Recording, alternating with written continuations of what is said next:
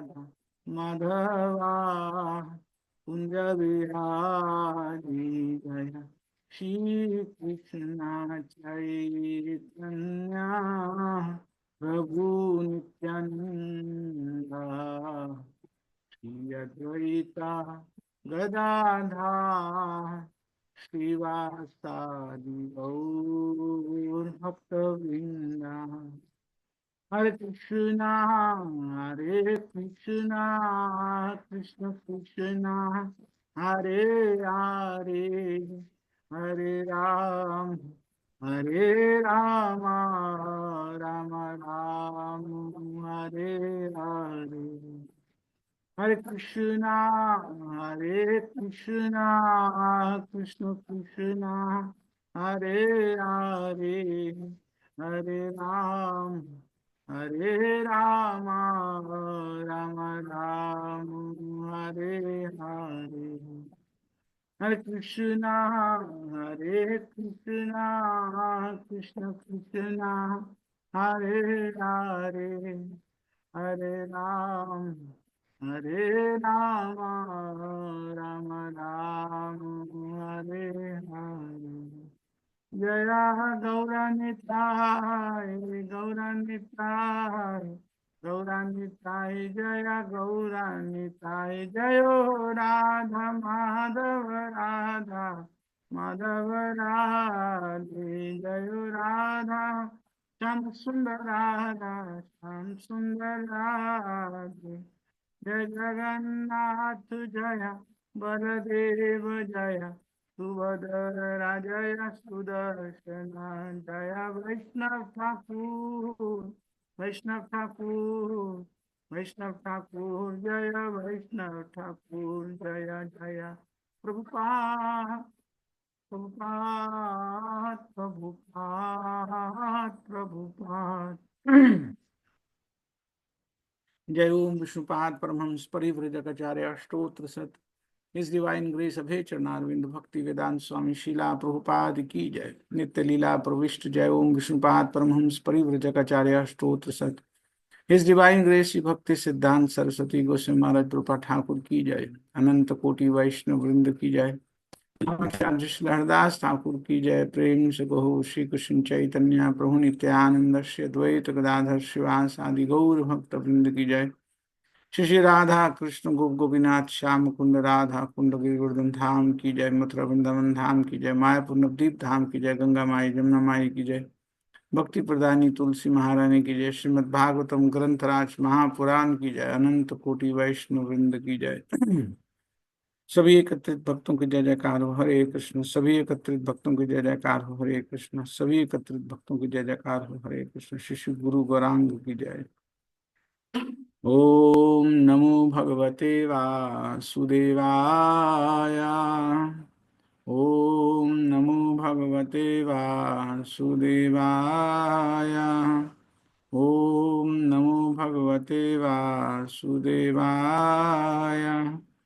कृष्णाय वासुदेवाय देवकी नंदनाय च नंदगोपकुमार गोविंदाय नमो नमः हरे कृष्ण कृष्ण कृष्ण हरे हरे हरे राम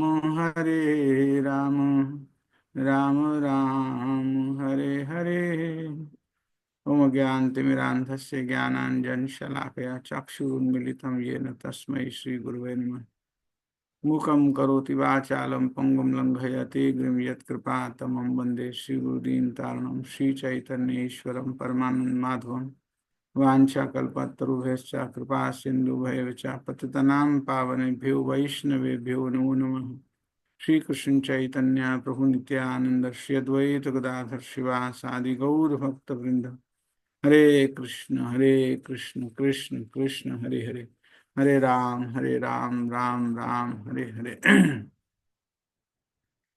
हरे कृष्ण दंडवत प्रणाम है सभी भक्तों के चरणों में।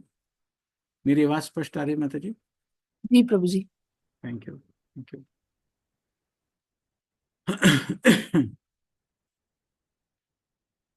तो श्रीमद् भागवत के पहले स्कंद के 10वें अध्याय से हम यहाँ पर चर्चा कर रहे हैं। इस अध्याय का शीर्षक है द्वारका के लिए भगवान कृष्ण का प्रस्थान। तो भगवान हस्तिनापुर से द्वारका जा रहे हैं। जाते समय जब भगवान बिल्कुल जाने की तैयारी में हैं, बिल्कुल रथ पर पास में रथ के आकर के खड़े हो गए, सबसे मिल रहे हैं एक एक करके, तो उस समय यहाँ हस्तिनापुर के लोगों की, भगवान के संबंधियों की क्या दशा हो रही है। हमने इस विषय पर पिछले सप्ताह सूत गोस्वामी के उद्गार सुने थे। तो वो कह रहे थे कि जब भगवान जा रहे हैं तो एक एक करके भगवान सबसे मिल रहे थे। किसी को भगवान प्रणाम कर रहे थे, किसी का प्रणाम ले रहे थे, किसी को गलबाही दे रहे थे, आलिंगन कर रहे थे, कोई छोटे आकर के भगवान से आलिंगन करते थे। तो ऐसे में भावी वियोग की स्थिति, कल्पना हो रहा था सबको, भावी वियोग की, वियोग होने वाला है, वियोग होने वाला है, विरह, सेपरेशन की एक फीलिंग थी सबके मन में।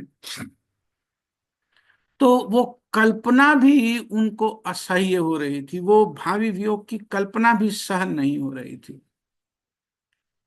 तो सूत गोस्वामी ने कहा था कि भगवान जा रहे हैं और भगवान का भावी वियोग सहन नहीं हो रहा है। किन किन को सहन नहीं हो रहा है, तो कुछ उदाहरण के लिए नाम दिए थे, सुभद्रा, द्रौपदी, कुंती, उत्तरा, भीम का नाम लिया, नकुल सहदेव का नाम लिया, सत्यवती जी का नाम लिया, बहुत बहुत लोगों का नाम रख रख करके सूत जी कह रहे थे कि भगवान का भावी वियोग ये लोग सहन नहीं कर पा रहे थे। असंभव जैसा लग रहा था उनके लिए भगवान के वियोग को सहन कर पाना। कितना असंभव लग रहा था, क्या हो रहा था, तो उन्होंने एक शब्द दिया, विमुह्यंता। बिल्कुल मूर्छित जैसे हो रहे थे। इतना उनको कल्पना भी भगवान के सेपरेशन की, वो जो फीलिंग है, हो जाएंगे, भगवान जाने वाले हैं, विरह हो जाएगा, वियोग हो जाएगा भगवान से, तो वो फीलिंग ही इतना बिल्कुल पूरी तरह से विमुह्यंता, मूर्छित जैसा कर रही थी। चेतना उनकी अपने में नहीं बस पा रही थी। तो प्रभुपाद जी ने वहां पर तात्पर्य में हमने पढ़ा था कि प्रभुपाद जी ने लिखा कि भक्तों के लिए भगवान का ये जो वियोग है असह्य होता है। यद्यपि अगर बद्ध जीव की दृष्टि से देखें तो बद्ध जीव तो माया के वशीभूत होकर के, भोगों में पूरी तरह रचा बसा होकर के भगवान को भूले ही रहता है। लेकिन अगर भक्तों की बात करें तो भक्तों को तो भगवान का कुछ क्षण का, कुछ पल का, कुछ थोड़ी सी देर का भी विरह असह्य होता है। प्रभुपाद जी ने लिखा, इसका अनुमान केवल भक्ति लगा सकते हैं कि कितना असह्य होता है ये सेपरेशन, कितना इनटॉलरेबल होता है, ये भक्त अनुमान लगा सकते हैं।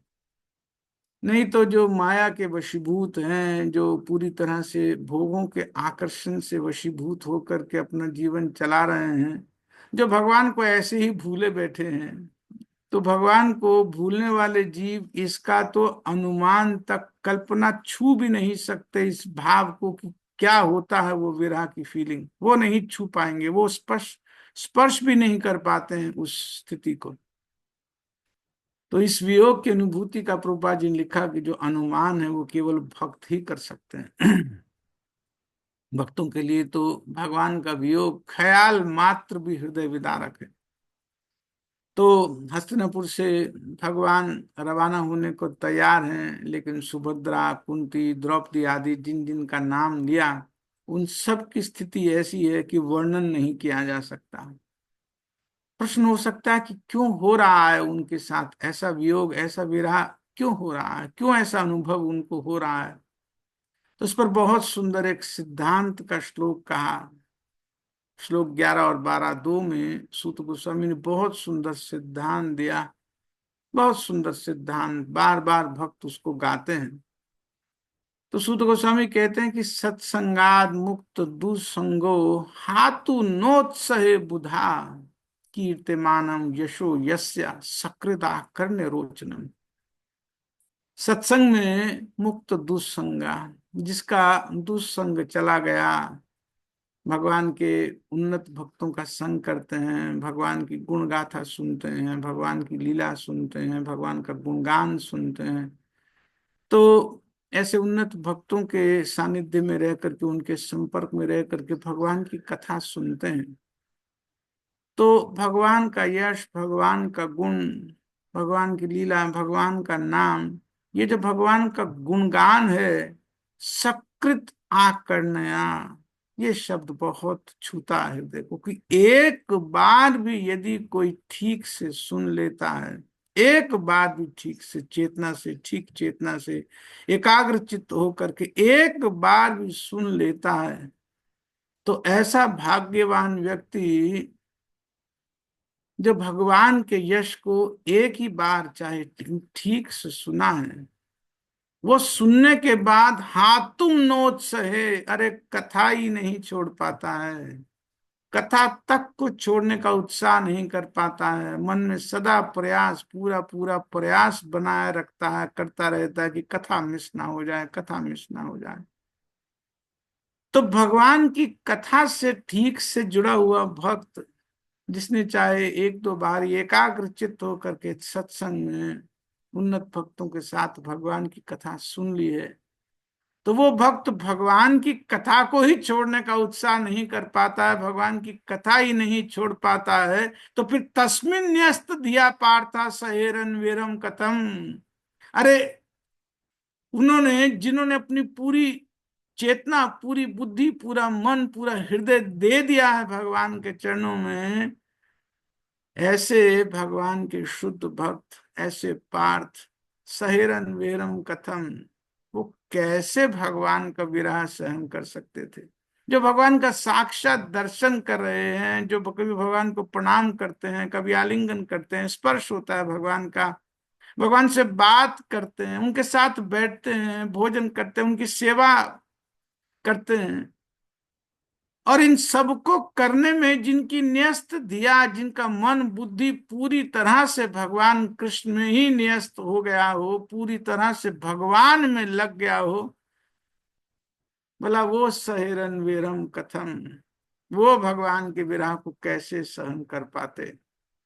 अरे जिनकी कथा एक बार ठीक से एकाग्र चित्त से सुन लेने पर कथा ही नहीं छूटती है, कथा तक छोड़ने का उत्साह नहीं कर पाते हैं भक्त, कथा मात्र ठीक से एक बार सुन लेने पर कथा छोड़ने का ही उत्साह नहीं कर पाता है, तो क्या वो पांडव, वो हस्तिनापुर के सुहृद संबंधी जो भगवान का निरंतर दर्शन करते थे, जो कभी कभी स्पर्श भी कर देते थे, आलिंगन कर देते थे, बातें करते थे, भगवान के साथ बैठते थे, उनके पास उनका संग करते थे, उनकी सेवा किया करते थे, तो वो सहेरम विरम कथम, क्या वो विरह सहन कर सकते थे। बहुत सुंदर यहाँ पर भाव प्रकट हो रहा है, ना सैरे विमुयंतो वीरम शारंग धनवना। 10वें श्लोक में सूत गोस्वामी ने कहा था, ना से ही रे विमुयन, तो सह नहीं कर पा रहे थे, तो विमुयन एकदम मूर्छित हो रहे थे, वीरम शारंग धन्वना, जो हाथ में शारंग धनुष लेकर के विरह का बाण छोड़ रहा है, उसका विरह नहीं सहन कर पा रहे थे हस्तिनापुर के सुहृद संबंधी। भावी वियोग है, भावी वियोग की कल्पना मूर्छित कर दे रही है।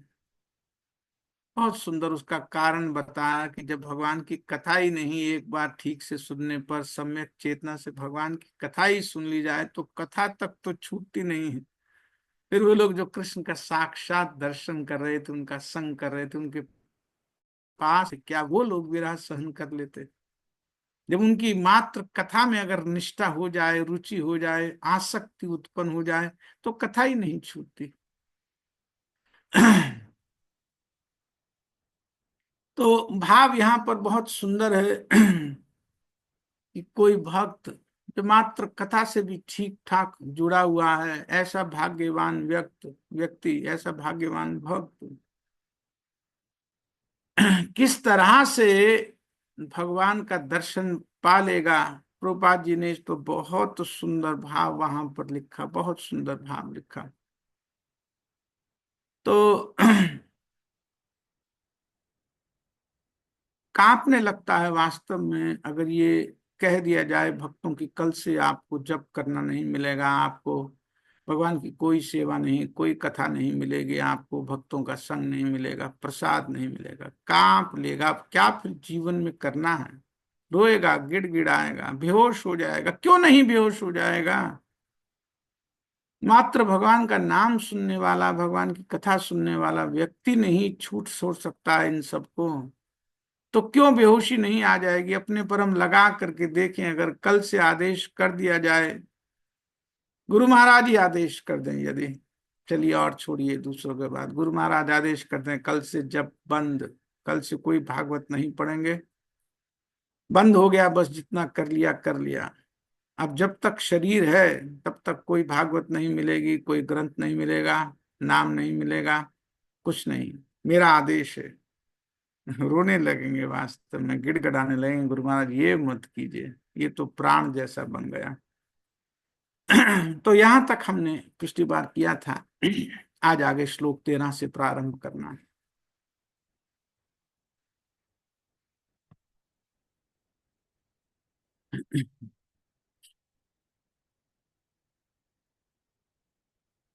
सर्वे ते निमिषैरक्षैस्तमनुद्रुत चेतसाः वीक्षन्ता स्नेह संबद्धा विचेलुस्तत्र तत्र।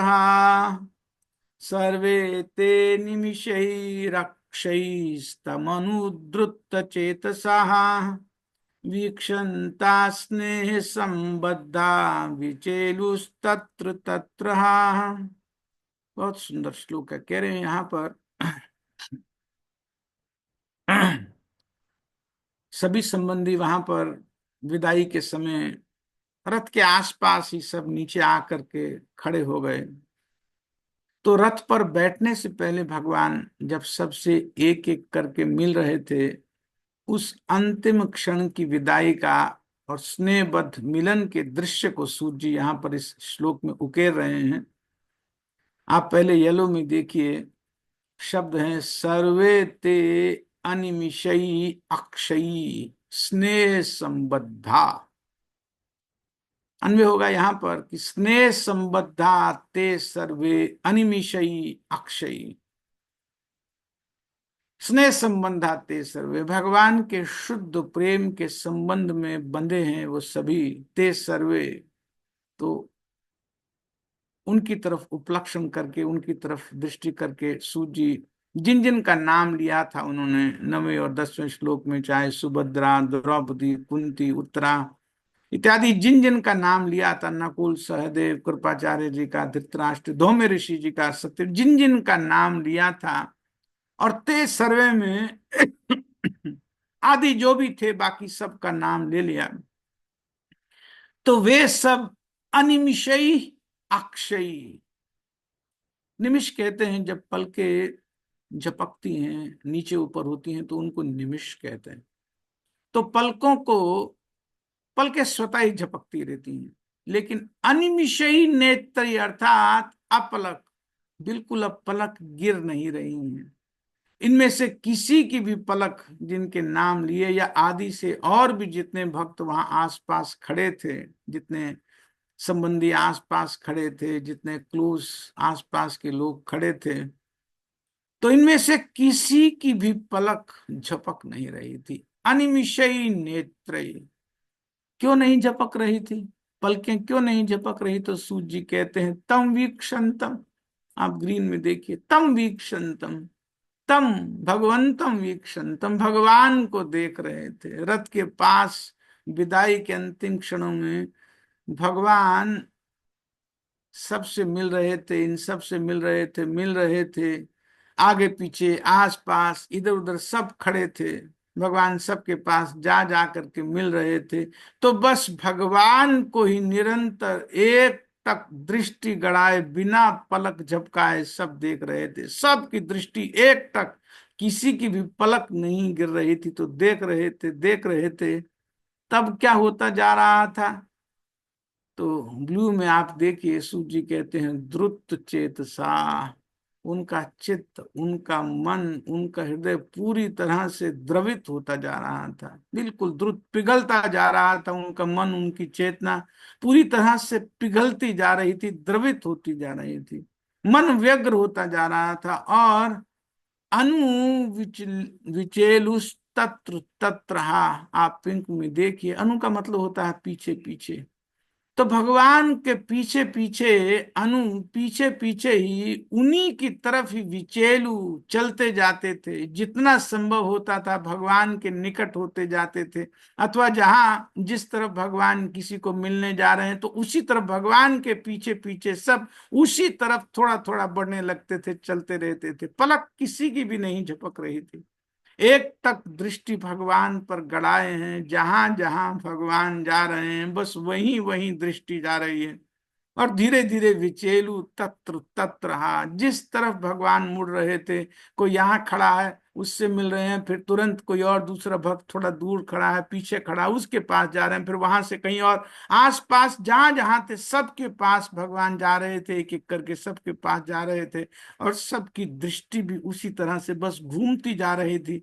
विचेलु तत्र तत्र, अनु विचेलु तत्र तत्र, पीछे पीछे ही चलती जा रही थी उनकी दृष्टि, हिल नहीं रही थी दृष्टि, बस घूम रही थी। जहां जहां भगवान के चरण जा रहे थे, जहां जहां भगवान जा रहे थे, बस वहीं वहीं चली जाती थी। और यथासंभव उस तरफ चलने भी लगते थे, थोड़ा थोड़ा जहां बढ़ रहे थे तो भगवान जहां थोड़ा आगे दूसरी तरफ, तो उसी तरफ से बढ़ते भी थे, तो पीछे पीछे चलने वाले लगते थे। पलक किसी की भी नहीं झपक रही थी, एक टक दृष्टि भगवान पर सब गड़ाए हैं। और इधर प्रत्येक क्षण क्या हो रहा है कि भगवान के जाने का समय और निकट आता जा रहा है। अब सबसे मिल करके क्या करेंगे, तो स्वाभाविक है कि रथ पर बैठेंगे और फिर निकलेंगे। तो हृदय द्रवित हो जा रहा है और आंसू भी टपकेंगे ही। तब ऐसे में क्या स्थिति हो रही है, तो 14वें श्लोक में सूत जी कहते हैं हृदय पूरी तरह से द्रवित है, पूरी तरह से पिघला जा रहा है। न्यरुन्धन् उद्गलत् बाष्पम् औत्कण्ठ्या देवकी सुते निर्यातारागारन्नो भद्रमिति स्यात् बान्धव स्त्रियाः। कह रहे हैं यहाँ पर, न्यरुधन उद्गलत बाष्पम औत्कंठ्यात अभद्रम इति। येलो ये आप देखिए, बहुत सुंदर शब्द हैं। तो कितने व्यग्र हैं, इतने व्यग्र हैं सब कि उद्गलत वाष्पम की जो अश्रुधारा है बस बहने को तैयार है, बस बहने को, बड़ी मुश्किल से अपने आंसू रोक पा रहे थे। सब अपने आंसू रोक रहे हैं। क्यों अपने आंसू रोक रहे हैं? उत्कंठा बहुत हृदय में, रुक नहीं रहे हैं। नैरुंधन किसी तरह से रोक पा रहे हैं, अपने उमड़ते हुए आंसुओं को रोक पा रहे हैं, किसी तरह से बेबस हो रहे हैं। हृदय पिघल रहा है, द्रवित हो रहा है, बिल्कुल बाहर आ जाने को उमाड़, एकदम अश्रु उमड़ रहे हैं, बार बार बार बार तूफान जैसा हृदय तो बाहर अश्रु के माध्यम से निकलना चाहता है, लेकिन किसी तरह से आंसुओं को रोक रहे हैं। क्यों रोक रहे हैं?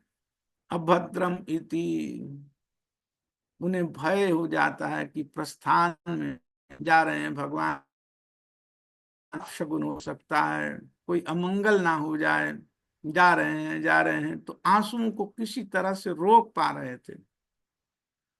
आप थोड़ा विचार कीजिए कि यहाँ हस्तिनापुर के भक्तों की क्या स्थिति हो रही है। हृदय पूरी तरह से भावी विरह अग्नि के संताप से जल रहा है। ऐसे में आंसुओं के माध्यम से कुछ ताप कम होने की एक संभावना है, एक विकल्प सा है।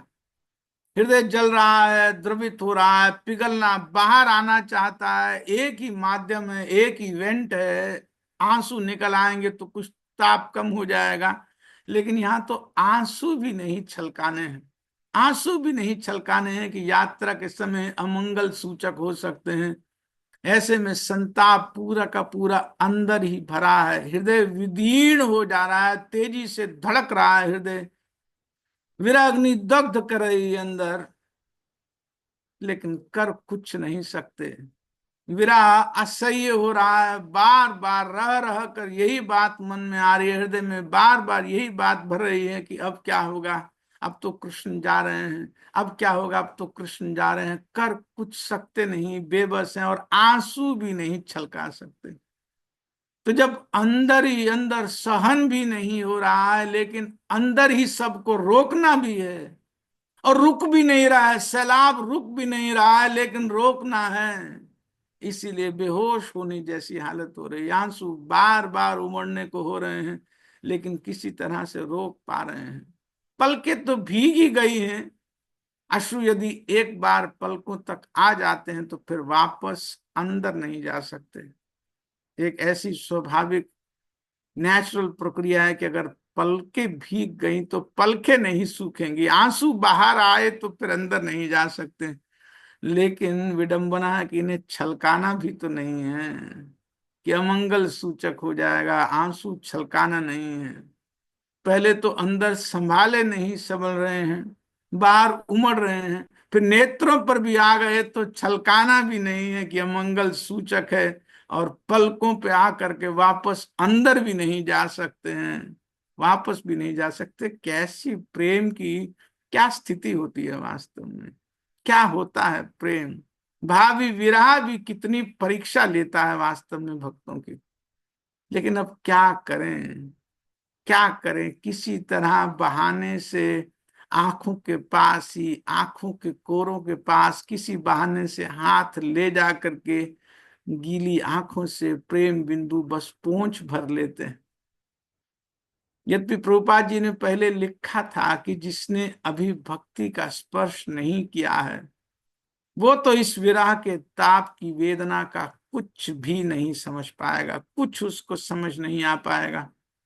आप अनुमान लगाइए, नेत्र एकटक भगवान पर टिके हैं, भगवान के द्वारका के रवाना होने कुछ अंतिम क्षण बस बचे हैं, नेत्र हट नहीं रहे हैं भगवान से, और हृदय पहले से ही विदीर्ण है, बुरी तरह से दृष्टि भी नहीं हट रही है, और ये दर्शन उस विरह अग्नि को और प्रदीप्त कर रहा है, असह्य असह्य विरह हो रहा है। स्वाभाविक है कि अश्रु निकलने ही लगते हैं, लेकिन अमंगल सूचक मान करके उन्हें टपकाना भी नहीं है, छलकाना भी नहीं है। कितनी बेबसी होती है कृष्ण प्रेम में।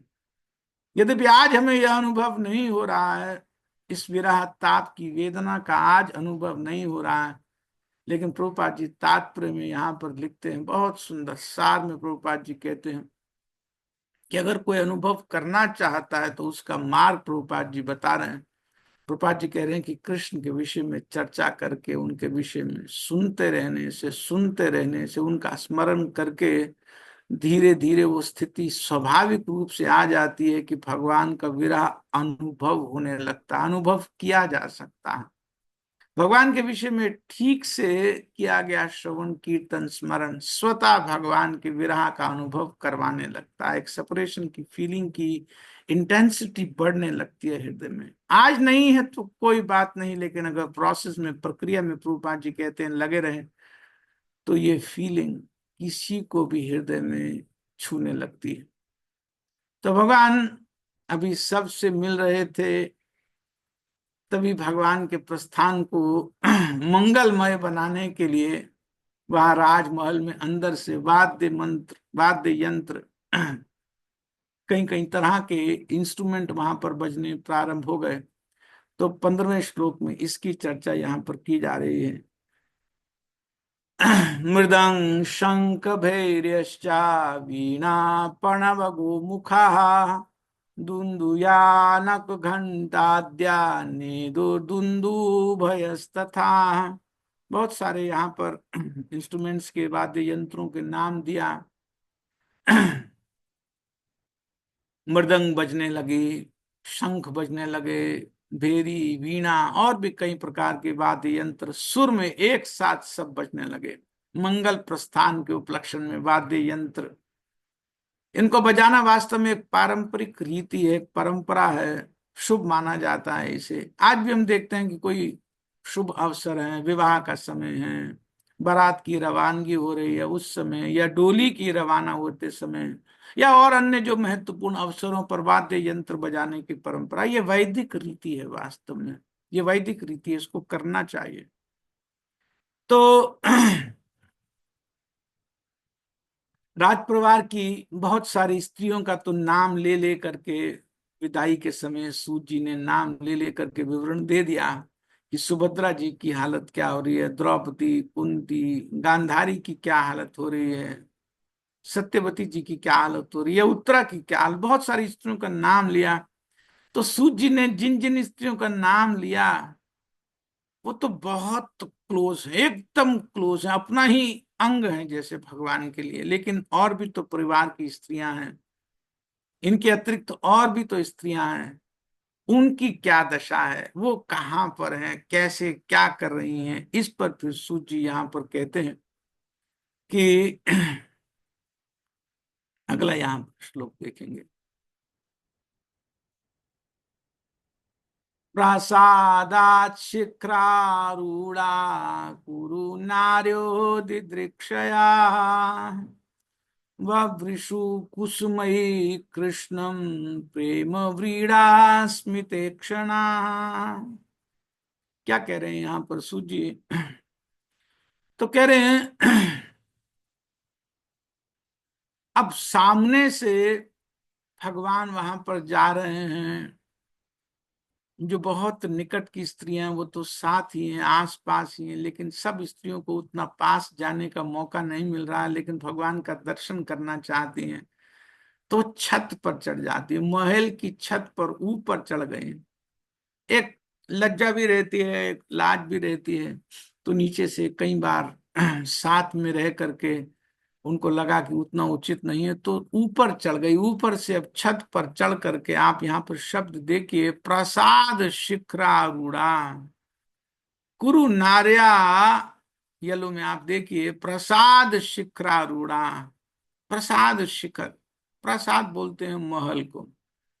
प्रसाद के शिखर पर, महल के शिखर पर, महल की छत पर आरूढ़ा, आरूढ़ होकर माने अच्छे से स्थापित होकर, जिस भी पोजीशन से भगवान का दर्शन अच्छे से हो सकता हो उस पोजीशन पर।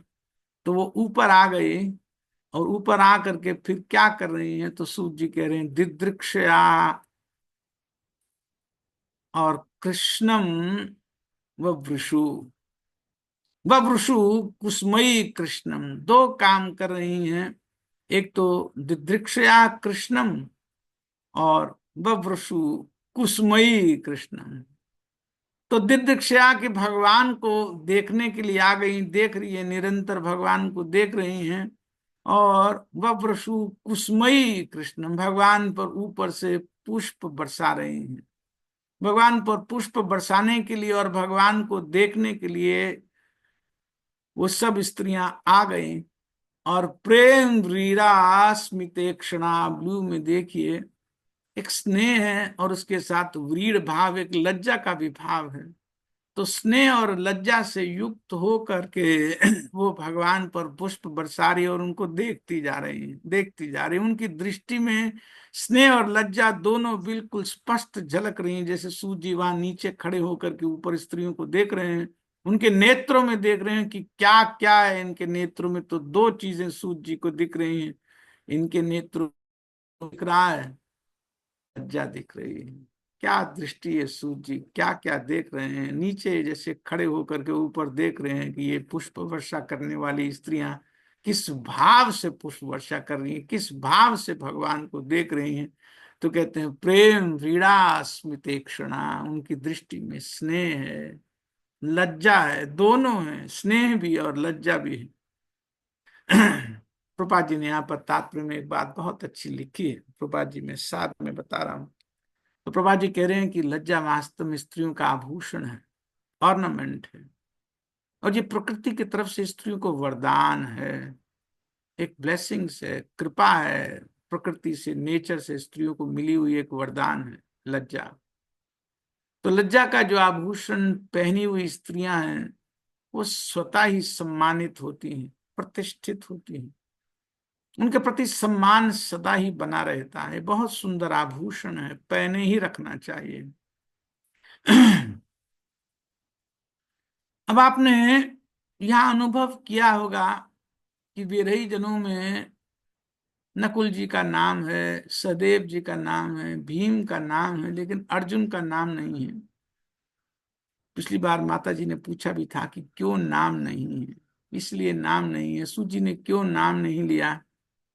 विराई जनों में सबसे ऊपर नाम तो अर्जुन का होना चाहिए था। इसलिए नाम नहीं लिया क्योंकि वो तो भगवान के साथ ही जा रहे थे।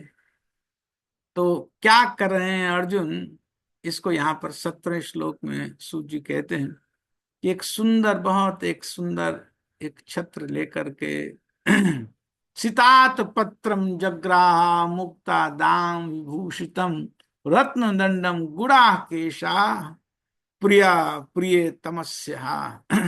तो गुड़ाकेश ने, अर्जुन का एक नाम गुड़ाकेश है। तो गुणाकेश ने क्या किया, क्या किया गुणाकेश ने? एक सुंदर सा छत्र, एक छाता ले लिया। बस अब भगवान सबसे मिल ही चुके हैं, अब रथ पर चढ़ेंगे। तो पहले छाता क्यों नहीं लिया और अब क्यों छाता ले लिया? पहले तो सबसे मिल ही रहे थे तो छाता बाधा देता, दर्शन में भगवान को बाधा देता। लेकिन अब जब रथ पर बैठेंगे तो पूरे मार्ग पर, पूरे राजमार्ग पर तो खड़े हैं सब लोग विदाई देने के लिए, भगवान का दर्शन करने के लिए।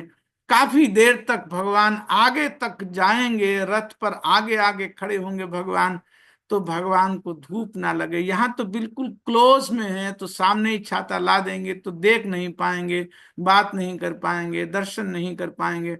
लेकिन जब रथ पर बैठे होंगे भगवान तो उनकी स्थिति ऊंची होगी। तो ऊंची स्थिति होगी तो नीचे से भगवान का मुख सबको दिखता जाएगा। रास्ते में राजपथ पर जितने भी खड़े हैं सब दर्शन आराम से कर पाएंगे। लेकिन भगवान को तो धूप लगेगी ना। तो अर्जुन एक बहुत सुंदर सा छत्र ले आए, एक छाता ले आए। बस अब भगवान रथ पर बैठने ही वाले थे तो अर्जुन रथ पर चढ़ने के समय छाता ले आए, क्योंकि हस्तिनापुर के लोगों की विदाई, एक लंबी कतार लगी हुई है। भगवान सबको देखते हैं, भगवान भी देखें और वो भी सब भगवान को देखें, ये भाव है। तो धूप घाम से बचाने के लिए अर्जुन ने छाता हाथ में ले लिया। सितात पत्रम जग्राहा, अपने हाथ में सित, आतपत्रम, आतपत्र छाता को बोलते हैं, जो ताप से त्राण करे, जो ताप से बचाए, उसको आतपत्र बोलते हैं। और सित माने उज्जवल, बहुत सुंदर एक उज्जवल जगरा एक छाता ले लिया। मुक्त दामा विभूषिताम, उस छाते की अब गुणगान कर रहे हैं जो भगवान के ऊपर है। सूत गोस्वामी कह रहे हैं मुक्त दाम, मुक्ता, मणियों का, मोतियों का, उसको जो पकड़ने का हत्था है वो मुक्ता दाम है। और विभूषिताम, कई कई तरह से वो विभूषित है। तो रत्न दंडम, उसका दंड रत्नों से, और जो उसकी झालर लगी हुई है आसपास वो मुक्ता से विभूषित है। तो सूत जी यहाँ पर बता रहे हैं कि रथ पर चढ़ते हुए भगवान सितात पत्रम जगराहा गुणाकेशा, कि गुणाकेश ने अपने हाथ में छाता ले लिया। हाथ में ही होगा तो खोल लिया, अब साथ ही जा रहे हैं तो सितात पत्र को खोल लिया, आत पत्र को खोल लिया। बहुत सुंदर है, बहुत शीतल सित है, बहुत सुंदर शीतल छाया देने वाला ये छाता है। भाव ये है कि सबसे मिल करके भगवान अब ऊपर चढ़ने वाले हैं तो छाता कर दिया भगवान की तरफ, छाता कर दिया और भगवान अब चढ़ गए रथ पर। अब जब चढ़ गए रथ पर, भगवान चढ़ गए तो रथ पर आकर जाने के लिए चलने को हो गए। अभी अपनी सारथी की जगह पर नहीं बैठे हैं, अपने रथी की जगह पर नहीं बैठे हैं, जहां सारथी होता है उसके आसपास आकर के भगवान खड़े हो गए। सारे मार्ग पर तो लोग खड़े हैं, उनका प्रणाम आदि स्वीकार करना है। बैठ जाएंगे तो एक अजीब सी बात हो जाएगी। खड़े होकर के किसी को प्रणाम करना है, किसी को हाथ से वेव करना है, अलग अलग तरह से मुस्कुराते हुए भगवान को सबका प्रणाम, सबकी विदाई, जो हृदय के उनके भाव है उनको स्वीकार करना है। तो भगवान रथ पर आरूढ़ हो गए, खड़े हो गए, लेकिन बिल्कुल आगे आगे की तरफ खड़े हो गए, बिल्कुल आगे आगे की तरफ। और उनके पीछे अर्जुन अपना छाता लेकर के भगवान पर छाया कर रहे हैं। तो नीचे से चढ़े थे अर्जुन तो भगवान आगे आगे आकर के खड़े हो गए, सबकी विदाई ले रहे हैं। अभी चले नहीं हैं, नीचे भी आकर के खड़े भर हुए हैं। और छाता भगवान के ऊपर करके पीछे से अर्जुन खड़े हैं। तो कौन कौन और बाकी लोग हैं? एक तो कृष्ण रथ पर हैं और एक अर्जुन भी रथ पर आ गए हैं छाता लेकर के पीछे से। अब इनके अलावा और कौन कौन है? अगला श्लोक सूत जी यहाँ पर कह रहे हैं, श्लोक 18 में देखिए, दो लोगों का और यहाँ पर नाम ले रहे हैं। उद्धवा सात्यकीश्चैवा व्यजने परमाद्भुते विकीर्यमाणा कुसुमैरेजे मधुपति पथि। बहुत सुंदर श्लोक है। क्या कह रहे हैं यहाँ पर कि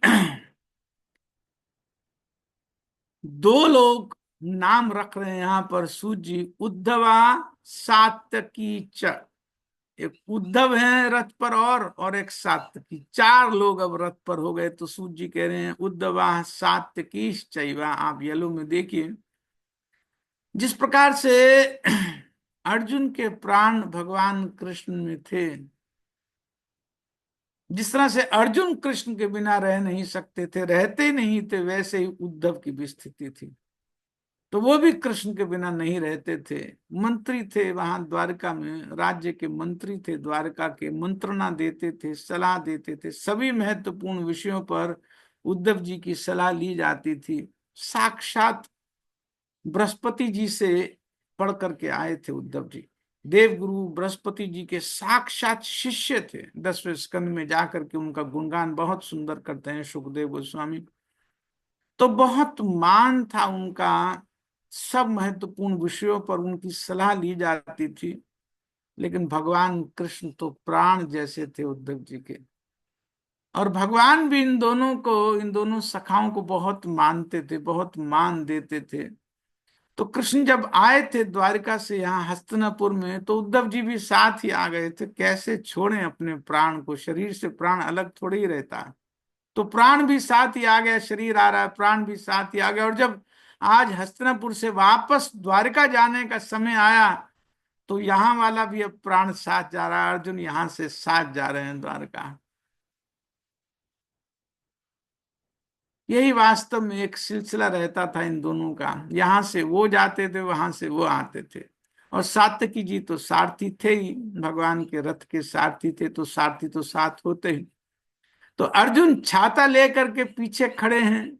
तो प्रश्न होगा कि ये दोनों जो उद्धव है और सात्यकी, ये क्या कर रहे हैं? तो सूत जी कहते हैं व्यजने परमाद्भुते। आप ग्रीन में देखिए, दोनों भगवान पर पंख से, चाहे चामर आदि से हवा कर रहे हैं, भगवान पे झुला रहे हैं।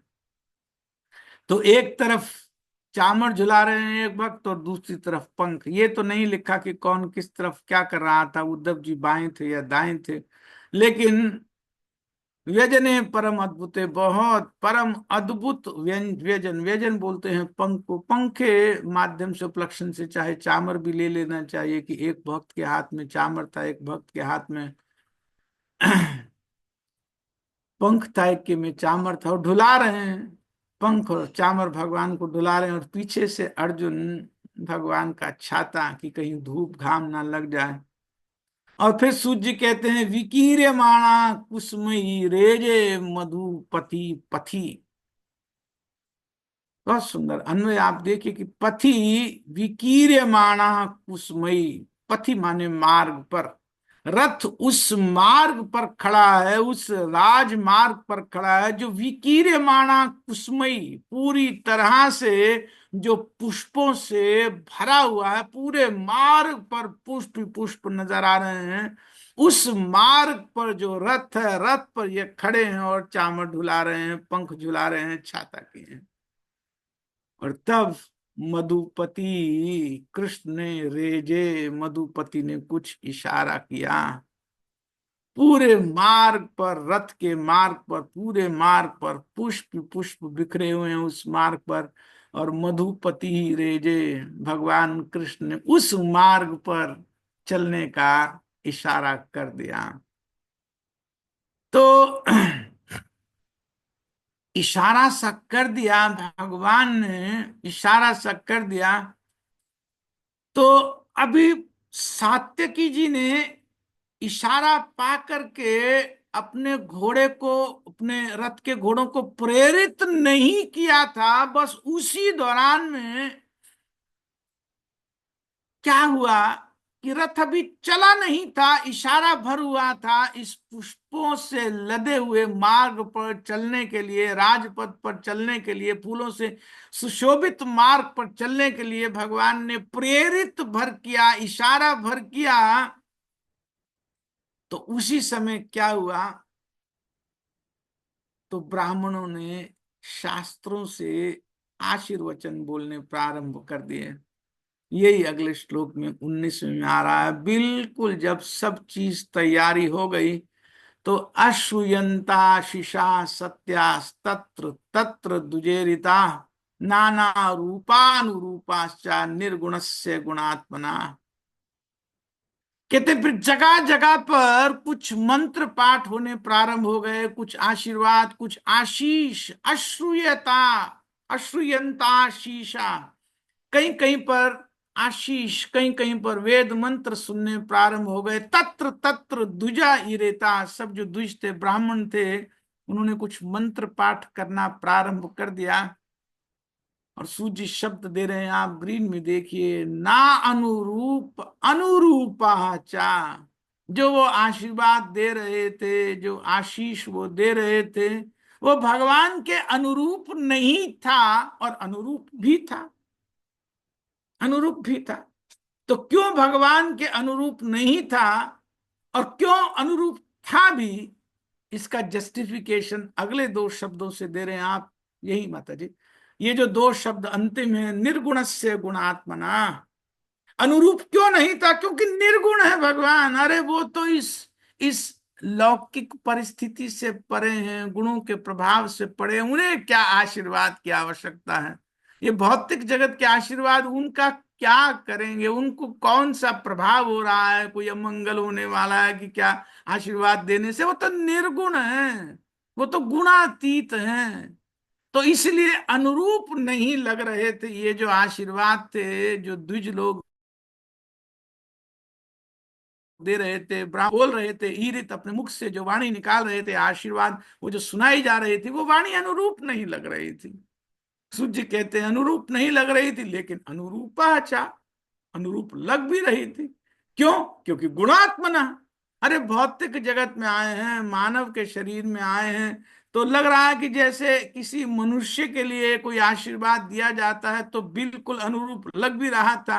एक दृष्टि से चिन्मय है भगवान, निर्गुण है, गुणातीत हैं, दिव्य गुणों से ओत प्रोत हैं, अपनी अंतरंगा शक्ति के आश्रय में रह करके लीला कर रहे हैं। तो देखा जाए तो आशीर्वचन अनुरूप नहीं थे, लेकिन अनुरूपाचा, अनुरूप भी थे। क्यों? क्योंकि गुणात्मना, भौतिक जगत में आए हैं, एक मनुष्य की भूमिका निभा रहे हैं, तो अनुरूप थे भी, अनुकूल थे भी। स्वस्ति वाचन हो रहा था, स्वस्ति वाचन हो रहा था, स्वस्ति वाचन समाप्त हुआ तो वापस सूत जी का ध्यान महल की छत पर खड़ी स्त्रियों की तरफ जाता है।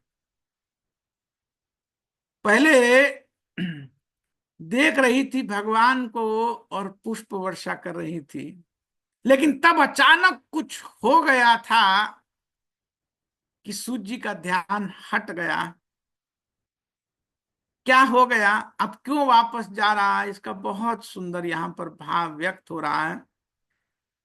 जैसे ही यहां पर ये ब्राह्मणों ने मंत्र आशीर्वाद देना बंद किया, आवाज दबी, तो उसके बाद यहां पर श्लोक 20 में बहुत सुंदर यहां बात कह रहे हैं।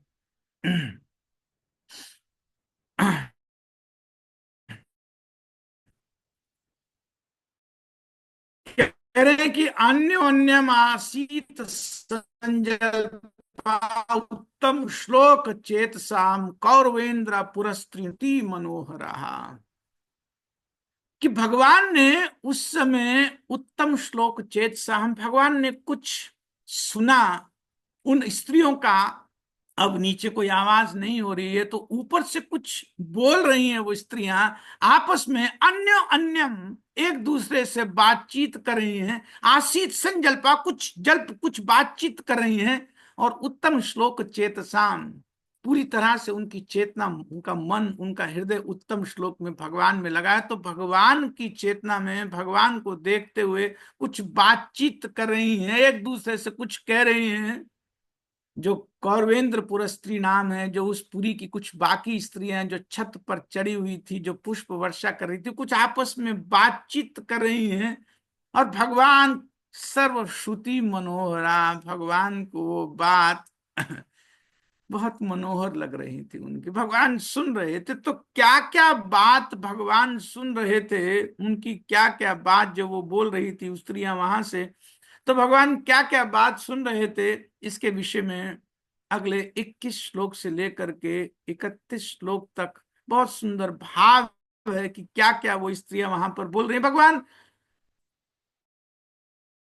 कान लगा करके स्त्रियों की आप बात, ऊपर छत पर थी, आवाज आ रही थी, भगवान भी थोड़ा ऊंचे थे, रथ पर थे। तो श्लोक 20 से और 31 के बीच में, 20 में तो भूमिका बांधी कि सर्वश्रुति मनोहरा, सुनने में श्रुति, वो सुनने में सर्वश्रुति मनोहरा, बहुत मन को हरने वाली वो बातचीत थी, उन स्त्रियों के वचन थे।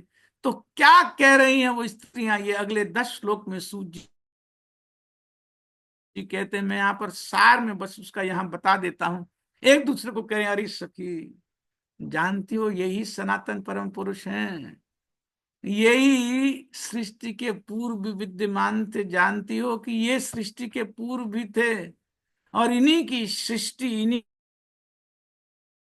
की शक्ति से सारी सृष्टि चलती है, सारी सृष्टि इन्हीं की शक्ति से चल रही है।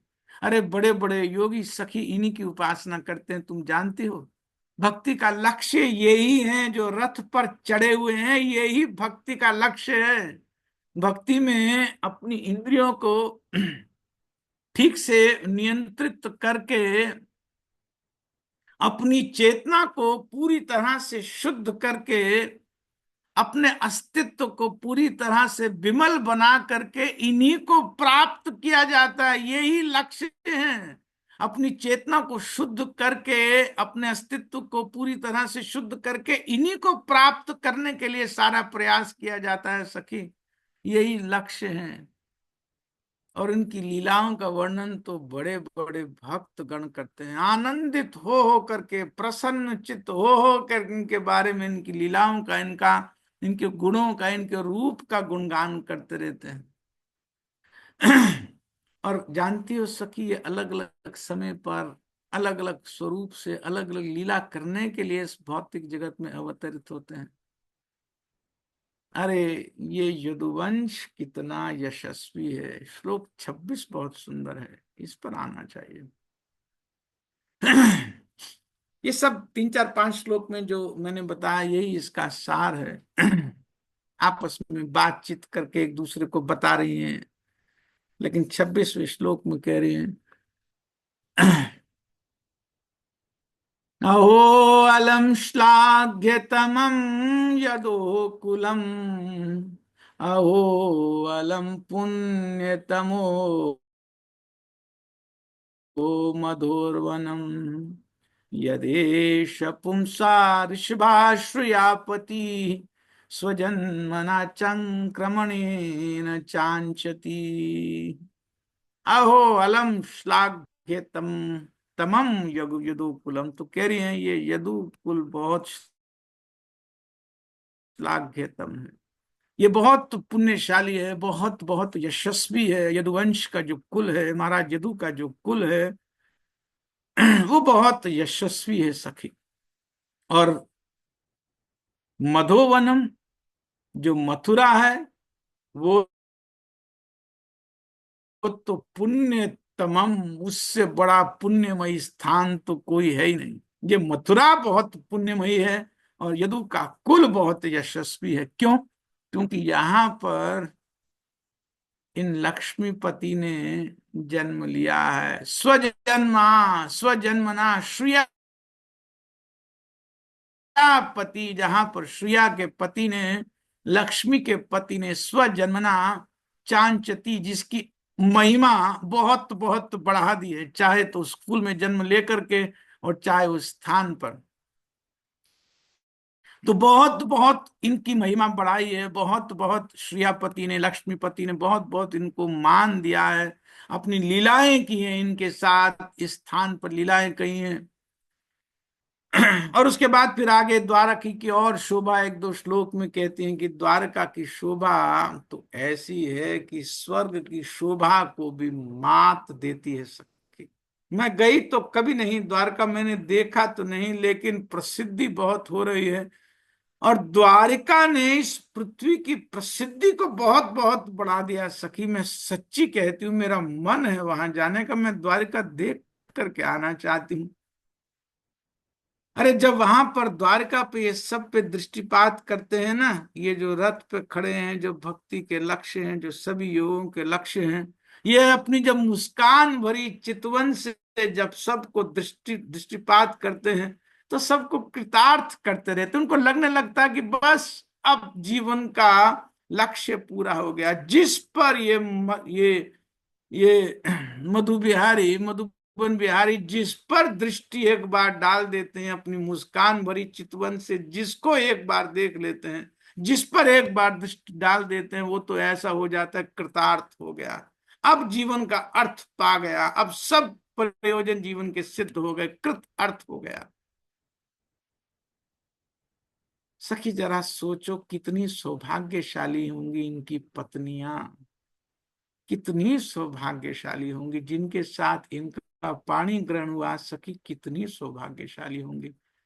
जाने कौन सा व्रत उन्होंने किया होगा, कौन सा तप उन्होंने किया होगा, जाने कौन सा यज्ञ उन्होंने किया होगा, कौन सी पूजा उन्होंने की होगी कि इतना भाग्योदय हो गया उनका, इतना भाग्य हो गया कि इनका पाणी ग्रहण कर लिया।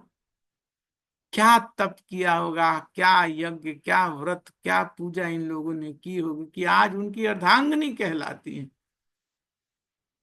उनकी अर्धांगिनी कहलाती है। फिर दूसरी कहती है अरे सखी बहुत बहुत सौभाग्यशाली होंगी द्वारिका की इनकी स्त्रियां, पत्नियां, लेकिन महा सौभाग्यशालिनी हैं ब्रज की गोपियां, जिनके प्राण धन ये श्री कृष्ण बने हैं, जिनका प्राण बने ये श्री कृष्ण। तीसरी बोलती अरे सखी इनकी संतानें, चाहे प्रद्युम्न चाहे शाम, शाम तो आते रहते थे, सदा ही आते रहते थे, क्योंकि शाम का तो ससुराल ही था, लक्ष्मणा से विवाह हुआ था दुर्योधन की पत्नी, तो शाम को देख करके, शाम के उपलक्षण से बाकी सब पुत्रों की भी सुंदरता का एक अनुमान सा लगा। रहे सखी मैं बता नहीं सकती, वो कुछ कम है क्या, प्रद्युम्न शाम कुछ कम है क्या, इनके जो पुत्र हैं वो कुछ कम है क्या। और सखी सुनते हैं कि इन्होंने अपनी कई पत्नियों को तो स्वयंवर में जीता है, अन्य राजाओं को युद्ध में परास्त करके कईयों को जीता है, और 16,100 को तो दुष्ट भौमासुर का और उसके हजारों सहायों का वध करके ले करके आए थे। कितनी धन्य है सखी ये सारी स्त्रियां, कितनी धन्य हैं जो इन पूर्ण पुरुषोत्तम की सेवा में ही अपना जीवन, अपना प्राण सब मानती हैं। तो इस प्रकार से ये सब बातें, इस तरह की बातें वो स्त्रियां ऊपर से कर रही थी, तो भगवान ने उनकी तरफ देखा, कृपा दृष्टि से भगवान ने उनकी तरफ देखा। ये श्लोक बहुत सुंदर है, 31वें श्लोक तक, 30वें तक तो ये गुण गाथा बहुत चल रही है, भगवान की बहुत गुण गाथा चल रही है। एवं विधा गदन्ती नाम सा गिरा पुरयोषिता, निरक्षणेनाभिनन्दन सस्मितेना ययौ हरिः। एवं विधा गदंती नाम पुरुषोषिताम, आप यलु में देखिए, एवं विधा इस प्रकार से एक दूसरे से संजल्प कर रही थी, बातचीत कर रही थी, कोई कुछ कह रही थी, कोई कुछ कह रही थी, फिर दूसरी तीसरी बात काट करके वो अपनी बात कहने लगती थी। तो एवं विधा इस प्रकार से पुरुषोषिताम गदंती नाम, जो ऊपर स्त्रियां खड़ी आपस में बातचीत कर रही थी, गदंती नाम जो बोल रही थी, कुछ कुछ कुछ कुछ कह रही थी, गुणगान कर रही थी, कुछ कृष्ण कथा कर रही थी, सस्मितेना निरीक्षणेना अभिनंदन, हरि सस्मितेना, भगवान ने उनकी तरफ ऊपर की ओर देखा, सुन रहे थे उनके वचन सुन रहे थे, भगवान ने ऊपर उनकी तरफ देखा। कैसे देखा? तो कह रहे सस्मितेना, बहुत बहुत मुस्कुरा रहे थे भगवान। उनकी तरफ देखा तो एकदम बहुत मुस्कुरा करके उनकी तरफ देखने लगे भगवान। और निरीक्षणेना अभिनंदन, और मात्र अपनी दृष्टि से उनके अभिनंदन को, उनके वाक्यों को जैसे स्वीकार कर रहे थे, जो कह रहे थे भगवान ने जैसे एक्सेप्ट किया उनकी सब बातों को अपनी निरीक्षण से, अपनी दृष्टि से ही। भगवान तो अंगानी सकलेंद्रिय वृत्तिमंती, अपनी सभी इंद्रियों से सब काम कर लेते हैं। तो भगवान को हाँ ना कहने की जरूरत नहीं करी, बस अपनी दृष्टि से, अपने देखने से ही भगवान ने सस्मितेना और मुस्कुराहट से उनकी सब बातों को स्वीकार कर लिया। जो उनके वचन थे, भगवान ने प्रेम से उनकी तरफ दृष्टिपात किया। कहाँ संभावना थी अन्यथा भगवान की उन पर दृष्टि जाती, लेकिन भगवान ने कुछ सुना। रथ अभी चला नहीं था, एक इशारा सा तो किया था उन्होंने, लेकिन जब देखा सात्यकी जी ने कि भगवान सुन रहे हैं और ऊपर देख रहे हैं, तो एकदम रोक दिया, अपने रथ को चलने नहीं दिया। सात्य जी ने बढ़ने नहीं दिया कि भगवान कृपा कर रहे हैं, कृपा दृष्टि बरसा रहे हैं, अभी नहीं चलना है। जब वो कहती जा रहे हैं, भगवान ऊपर देखते जा रहे हैं, वो कहती जा रहे हैं।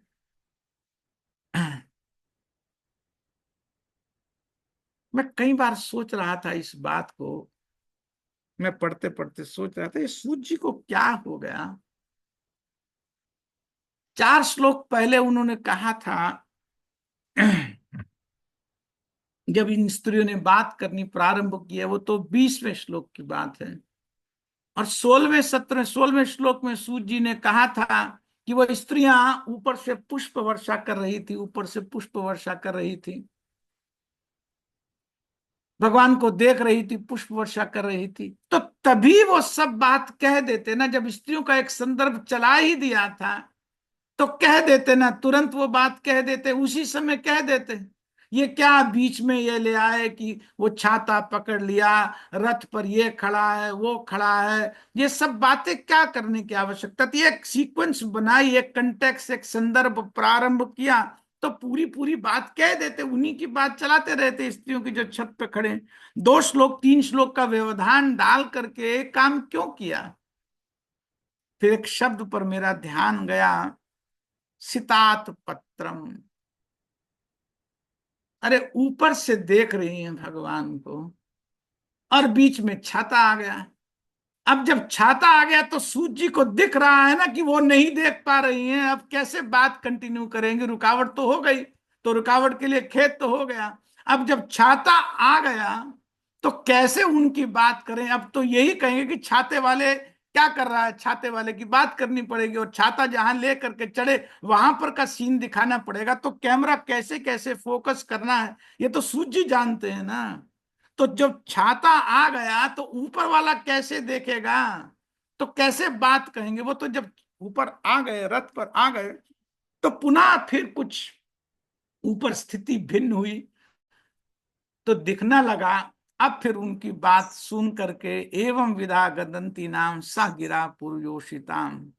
अब भगवान ने जब उनकी तरफ देखा, कुछ बोलना उन्होंने प्रारंभ किया, भगवान ने देखा, अब क्यों सूजी उन्हीं की तरफ फोकस नहीं करेंगे?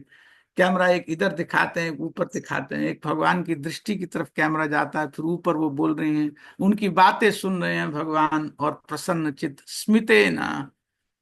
और फिर उसके बाद ययऊ, ययऊ का मतलब फिर भगवान ने पुनः इशारा किया, चलो भाई ययऊ चले। तो भगवान ने फिर कृपा दृष्टि डालते हुए उन पर फिर ययऊ नगर से प्रस्थान किया, भगवान फिर चले। अब जब भगवान चले तो फिर अगले श्लोक में, 32वें श्लोक में यहां पर कह रहे हैं कि अजात शत्रु पृतनाम गोपी थाय मधुदुषा परेभ्या शंकिता स्नेहात प्रायुं तच्चतुरंगिणी। अब जब रथ चला, बढ़ने लगा, तो अजात शत्रु जानते हैं, युधिष्ठिर महाराज राजा हैं, जानते हैं, गोपी थाय मधुदुषा गोपी थाय। आप पहली पंक्ति के, मैं इसको मार्क नहीं किया हूं, आप देखिए कि मधुदुषा, भगवान कृष्ण का नाम मधुदुष है। मधु राक्षस को मारा था भगवान ने, तो एक नाम मधुदुषा भी पड़ा उनका। तो गोपी थाए भगवान की रक्षा के लिए, भगवान का उनको रक्षा प्रदान करने के लिए प्रतनाम सुरक्षा सेनाएं पीछे पीछे लगा दी। महाराज युधिष्ठिर ने भगवान की रक्षा करने के लिए, क्या स्नेह होता है वास्तव में, कृष्ण प्रेम की क्या स्थिति होती है कि भगवान की रक्षा की, भगवान के हित की, भगवान की प्रसन्नता की ही सदा हृदय में भावना रहती है। माता यशोदा जाते थे कृष्ण, तो बार बार सखाओं को बोल करके भेजती थी, देखो कहीं मिट्टी ना खा ले, ये मूर्ख है, ना समझ है, इसको पता नहीं है, मिट्टी खा लेता है। कलेवा देती थी, ये इसे घंटे घंटे पे खिलाते रहना, ये भूख लगती है तो मिट्टी खा लेता है, मिट्टी ना खाने पाए ध्यान रखना। और जमुना के पास बिल्कुल नहीं भेजना, इसको वहां कालिया है, ये तो कूद जाएगा स्नान करने के लिए और वहां पर अटखेलियां करता रहेगा। पूरा भय मन में बना रहता था यशोदा मैया के। तो ये वास्तव में भगवान के भक्तों का भाव है, भगवान की रक्षा के लिए पूरा पूरा मन उतावला रहता है। तो अजात शत्रु भी कुछ अलग थोड़ी है, वो तो पूरी तरह से न्यस्त धिया पार्था, तस्मिन न्यस्त धिया पार्था, पूरी तरह से जिनका मन, जिनकी धी, जिनकी बुद्धि भगवान में लगी है, उनकी बात, उस अजात शत्रु की बात कर रहे हैं कि परेभ्या शंकिता। आप येलो में पहले दो शब्द देखिए, तो परेभ्या शंकिता की दूसरों से बहुत सारे राजा मारे गए थे, बहुत सारे कौरवों के पक्ष के राजा मारे गए थे, तो उनकी आगे संतानें होंगी, संबंधी होगी, तो किसी तरह से उनमें से कोई अटैक ना कर दे कि हमारे पक्ष से, पांडवों के पक्ष से कृष्ण ने एक सहयोग किया था, सारथी बना था, तो ये जा रहा है अकेला, अब इसको छोड़ना नहीं है, मिल करके प्लानिंग। और सबको पता तो चल ही रहा था, तो पता नहीं कहीं इन पर आक्रमण ना कर दे, तो परेभ्य आशंकिता, उससे आशंकित हो करके, और उससे भी बड़ा स्नेहात प्रायुंगता, स्नेह से भर करके, हृदय में भगवान के प्रति स्नेह से भर करके, प्रतिनाम चतुरंगिणी, चतुरंगिणी सेना को नियुक्त कर दिया भगवान के रथ के पीछे पीछे। चतुरंगिणी का मतलब क्या होता है कि जिसके चार अंग होते हैं,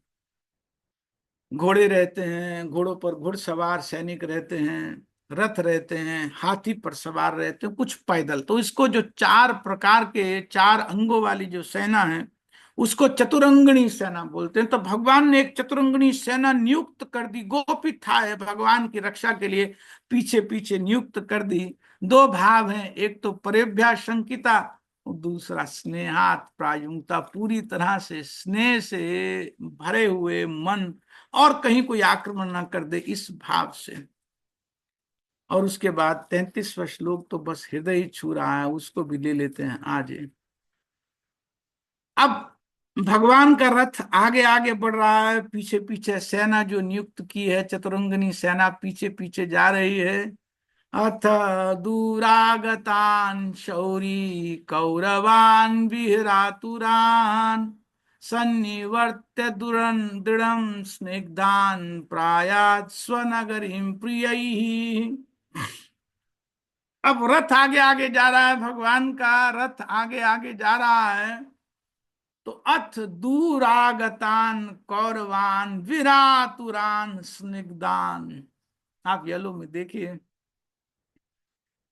बहुत दूर तक आ गए, पीछे पीछे ये जो चारों भाई हैं, नंगे पांव, नंगे पांव, युधिष्ठिर भी पीछे पीछे चल रहे हैं, भीम भी पीछे पीछे चल रहे हैं, नकुल सहदेव भी नंगे पांव, दूर आगतन, बहुत दूर तक इन कौरवों को, इन चार भाइयों को, विरा तुरान, जिनका हृदय विरह से पूरी तरह से आतुरित था।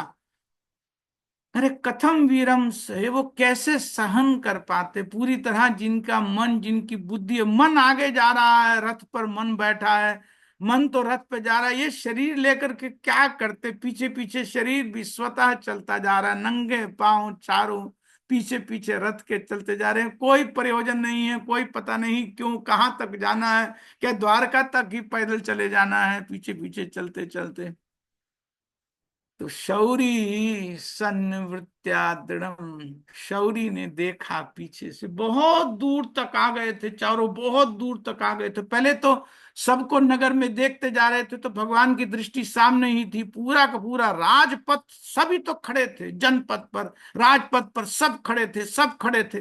तो सबको सबका प्रणाम, सबका अभिनंदन भगवान स्वीकार कर रहे हैं। तो सबको सामने ही दृष्टि है, भगवान की पीछे दृष्टि नहीं गई कि कौन आ रहा है कौन नहीं आ रहा है। तो सामने देख रहे हैं, देख रहे हैं, जब बहुत लंबी दूरी तक सब लोगों का अभिनंदन स्वीकार हो गया, सारे नगर वासियों का जब अभिनंदन स्वीकार हो गया, अब जब वहां पर जाने के बाद कुछ कम हुए या प्राय सबका अभिनंदन हो गया, अब खाली अब रथ चल रहा है, पीछे सेना चल रही है, तो फिर शौरी ने सूरसेन जी के वंश के जो उत्पन्न है, शौरी ने पीछे मुड़ करके देखा एक बार, अरे ये यहां तक आ गए, ये यहां तक आ गए, नंगे पांव चलते जा रहे हैं, रथ के पीछे पीछे युधिष्ठिर महाराज चलते जा रहे हैं, भीम नकुल सहदेव चारों एक रथ पर बैठ करके साथ जा रहा है, चार पैदल साथ जा रहे हैं, नंगे पांव चार जा रहे हैं, क्या करें। तस्मिन न्यस्त दिया पार्थ, वो पार्थ क्या करें, वो प्रथापुत्र क्या करे, तस्मिन न्यस्त दिया, अरे जिसकी बुद्धि जिसका मन लगा हुआ वो क्या करे बेचारा। कथम विरहन सरम, कैसे विरह को सहन करें।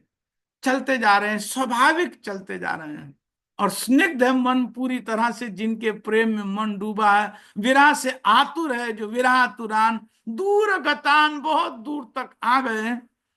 तो शौरी दृढ़ सन्निवर्त्या, उतरे भगवान अपने रथ से, गए युधिष्ठिर महाराज की तरफ, सन्निवर्त्य दृढ़, बहुत दृढ़ता से उनको समझाया, नहीं नहीं क्या कर रहे हैं आप भैया, क्या कर रहे हैं, जाइए ना वापस, शासन संभालना है, मैं तो आ ही जाऊंगा, मैं तो जल्दी आ जाऊंगा, वहां भी तो सब दुखी हो रहे हैं, मैं नहीं जाता द्वारका, लेकिन वहां से बहुत बहुत उस तरह का समाचार आ रहा है, तो इसलिए मैं जाने वाला हूँ भैया, मैं आ जाऊंगा, आप जाइए ना वापस, फिर यहाँ पर सब शासन संभालना है, सब देख रेख करनी है, आप ही इस तरह से करेंगे तो बताओ कैसे नगर संभलेगा, कैसे हस्तिनापुर का शासन संभलेगा। भैया ऐसा नहीं करना चाहिए, बहुत दृढ़ता से भगवान ने समझाया। क्या करते क्या करते हैं, प्रायात स्वनगरीम प्रिय, चले आए वापस, मन भगवान के चरणों में रख के प्रयात वापस आ गए, स्वनगरीम प्रिय, अपने सब प्रियों के साथ, अपने भाइयों के साथ, तीनों प्रिय भाइयों के साथ, या और जो दो चार साथ में गए होंगे, युधिष्ठिर महाराज वापस नगर में आ गए। अब रथ आगे आगे जा रहा है, और युधिष्ठिर महाराज अब वापस आ रहे हैं, एक बोझिल हृदय के साथ वापस आ रहे हैं। तो इसके बाद की फिर कथा अगले सप्ताह करेंगे। श्रीमद् भागवतम ग्रंथराज महापुराण की जय, अनंत कोटि वैष्णव वृंद की जय, शिला प्रभुपाद की जय, निताय गौर प्रेमानंदे, हरि हरि बोल।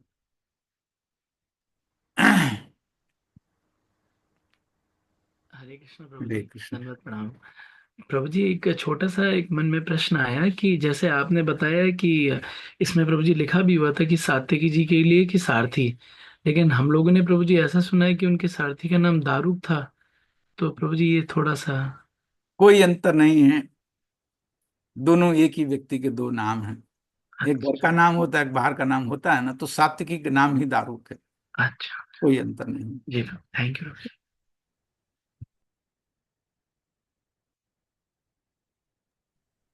विनय विक्रम प्रभु जी।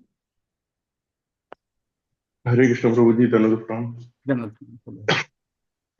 प्रभु जी, मेरा प्रश्न ये है कि जैसे उद्धव जी और सात्विकी जी दोनों, आप बता रहे थे कि साथ ही में रहते थे, उद्धव जी प्राण उनको छोड़ के कैसे हस्तिनापुर में भी रहते थे, तो मुझे पता नहीं क्योंकि मैंने महाभारत पढ़ी नहीं है प्रभु जी की, क्या उद्धव जी का कोई प्रसंग आता नहीं जब पूरा युद्ध हुआ, जो कुछ प्रकरण हुआ था भगवान के द्वारका से जब आए थे हस्तिनापुर, जिसमें युद्ध भी था कुरुक्षेत्र का, वहां पे सात्यकी जी का तो आता है वर्णन, युद्ध क्षेत्र में भी आता है, उनका नाम आता है, लेकिन उद्धव जी का कहीं नहीं आता है, ऐसा क्यों रखा गया? जी, बात यह, मैं भी महाभारत में उद्धव जी का भी देखा नहीं हूँ, पूरा देखा नहीं हूँ, लेकिन क्योंकि सारी की सारी नारायणी सेना आ गई थी वहां से, भगवान की सारी नारायणी सेना आ गई थी, तो उस दृष्टि से मान सकते हैं कि इन्होंने भी युद्ध किया होगा। लेकिन नारायणी सेना ने कौरव के पक्ष से युद्ध किया था, इसीलिए उद्धव जी का वहां जाने की तो कोई संभावना थी नहीं।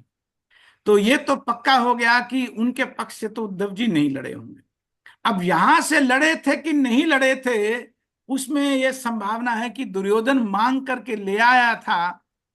जब विकल्प मिला था तो अर्जुन ने भगवान को विकल्प में चुना था, सेना को नहीं चुना, नारायणी सेना को नहीं चुना। तो लगता है कि जैसे यहां से भी युद्ध नहीं किया होगा। वहां से इसलिए युद्ध नहीं किया कि कर नहीं सकते थे। कैसे भगवान पर बाण चला दें उद्धव, जिस रथ पर भगवान खड़े हैं उद्धव प्राण दे सकते थे, कल्पना नहीं कर सकते थे उस रथ की तरफ बाण चला देते। तो वहां से तो युद्ध लड़ने की संभावना थी नहीं, और यहां से लड़ नहीं सकते थे क्योंकि सारी की सारी सेना वहां दे दी गई थी। तो इसलिए भी शायद चर्चा में नहीं आता था कि बस भगवान का संग किया भर होगा। मैं देखूंगा कभी समय मिलेगा कि कहीं पर महाभारत में इस तरह की चर्चा, लेकिन कभी हमने सुनी नहीं कि उद्धव जी ने युद्ध किया। लेकिन निश्चित रूप से साथ में आए थे, तो साथ ही रहते थे, कहीं भी कुछ अभी तक चर्चा में, लेकिन आए थे साथ ही, उनके बिना रह नहीं सकते थे। सात्यकी और दोनों साथ आए थे, जैसे यहाँ से अर्जुन साथ जा रहे थे वहां से वो दोनों साथ आए थे। मैं समय मिलेगा तो कभी महाभारत के उन अंशों को देखने का प्रयास करूंगा। अभी मुझे मालूम नहीं है, मैं जानता नहीं हूँ, क्षमा चाहता हूँ। जी प्रभु जी। प्रभु जी, एक छोटा सा और प्रश्न है कि जैसे लक्ष्मणा का विवाह हुआ था शाम से, तो दुर्योधन तो आतताई था। दुर्योधन को अपना समधी बना लिया भगवान ने, इसके पीछे कोई रहस्य था कि ये विवाह क्यों संभव हुआ था कि लक्ष्मणा से हैं? विवाह कर दिया था उन्होंने? क्या क्या? अपने पुत्र का अपने पुत्र का विवाह जो किया था शाम का लक्ष्मणा से, दुर्योधन पुत्री से, ये कैसे? क्योंकि दुर्योधन तो आतताई था। हाँ, तो बात यह इसके पीछे है, कोई सांब आया था इधर, वह कुंती को मिलने, सब चाचा इत्यादि को मिलने, पांडवों को मिलने सांब आया था। तो सांब आया तो सब इकट्ठे ही रहते थे। अब आकर्षित हो गए दोनों, लक्ष्मण और सांब एक दूसरे की तरफ आकर्षित हो गए। तो बहुत सुंदर वहां पर आता है कि, मैं पूरी कथा में तो नहीं जाऊंगा लेकिन सार में मैं बता देता हूं कि बहुत इनको ये भाव आ गया कि इसको हम देंगे अपना पुत्र, अपनी अपनी अपनी कन्या लक्ष्मणा का विवाह इससे करेंगे। बांध लिया इसको, सांब को बांध लिया, बांध लिया। तो द्वारका में समाचार पहुंचा। जब द्वारका में समाचार पहुंचा कि, पहले तो समझाया लेकिन अब कहाँ पर, प्रेम में कोई किसी की सुनता थोड़ी है, ना लक्ष्मणा ने सुना ना सांब में सुना। तो बांध लिया उन्होंने सांब को, और जब दंडित करने वाले थे तो पता लगा, बलराम जी ने कहा किसी को जाने की आवश्यकता नहीं, मैं जाऊंगा, मैं जाऊंगा अकेले। तो बलराम जी आए थे वहां पर, और आते ही घर में नहीं गए, महल में नहीं गए, नगर के बाहर से ही उन्होंने सूचना भिजवाई कि तुरंत सांब को छोड़ दो, तुम्हारी ये जो हरकत है मुझसे बर्दाश्त नहीं हो रही है। अभी भी तुम्हें मौका है, छोड़ दोगे तो किसी भी तरह का तुमको दंड नहीं दूंगा, नहीं तो बड़ी मुश्किल में आ जाओगे। दुर्योधन के पास समाचार आया। दुर्योधन तो गर्व से फूला हुआ था, यद्यपि शिष्य था बलराम जी का, लेकिन क्या होता है जो अहंकार और गर्व तो बहुत ऊपर रहता है, तो छोड़ा नहीं। और बाकी भी सब जो थे वो भी ये नहीं नहीं ये तो उसने गलत काम किया, नहीं करना चाहिए था, इस तरह के भाव में। तो भगवान ने, बलराम जी ने आ करके कोई वार्निंग नहीं दी, चढ़ाया अपना हल, ठोका एक जगह पर धरती पे कि सारे के सारे हस्तिनापुर को आज गंगा में बहाऊंगा। और ठोक करके उस स्थान पर हल को अपने और एकदम पृथ्वी को वहां से अलग कर दिया, झुका दिया एक तरफ कि गंगा की तरफ इसको दबाऊंगा। और चल दी पृथ्वी साथ में, पूरे बल से बलराम ने, बलदेव ने बल से सारे हस्तिनापुर को डुबोऊंगा, इस भाव से। पूरा हस्तिनापुर तो हिलने लगा पूरी तरह से, सब तो कांप गए। 2-4 मिनट में डुबो देते बलराम जी को, क्या देर लगनी थी।